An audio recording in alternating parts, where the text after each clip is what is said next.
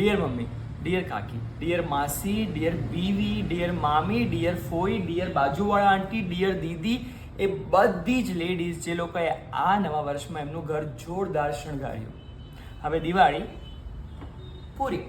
રંગોળી ભૂસી કાઢી, કઈ વાંધો નહીં. સિરીઝ ઉતારી કાઢી, કઈ વાંધો નહીં. કોડિયા પાછા મૂકી દીધા, કઈ વાંધો નહીં. પણ આ સોફાના કવર અને માર્કેટમાંથી જે આ બ્રાન્ડેડ એકદમ જોરદાર ઓશિકાના કવર લઈ આવ્યા હતા ને, એને પાછા ના મૂકતા. અને આખું માર્કેટ ફરીને જે જોરદાર ડિઝાઇન વાળી ધ મોસ્ટ કમ્ફર્ટેબલ જે આ ચાદર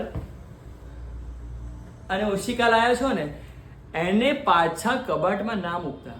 અને ખાસ કરીને તો આ ક્રોકરી સેટ, જેનું તમને અલગ જ ઓબ્સેશન છે, આને ફરી માળિયામાં મૂકવાની હિંમત ના કરતા.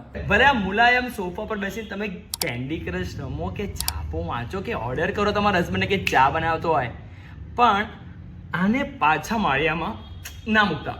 એને ત્યાં જ રાખજો ને રોજે તમે સોફાના કવર ઉપર બેસજો. તમે આ ઘરના રાણી છો યાર. મહેમાન આયા 15 દિવસ મઠિયા ખાઈને જતા રહ્યા, આને માળિયામાં ના ચડાવતા. રોજે આમાં તમે નાસ્તો કરો, આમાં ખાઓ તમે. તમારું લંચ ડિનર બધું જ આ નવા ક્રોકરી સેટમાં હોવું જોઈએ.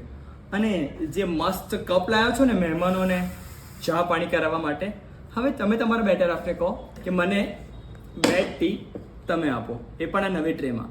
આની ઉપર રોજ જે તમે આરામ કરજો, જલસા કરજો યાર. 15 દિવસની દિવાળીમાં 350 દિવસ કેમ બગાડી? મેં તમને કીધું ને, you are the queen of this family, you are the queen of this house, then be like queen, behave like queen.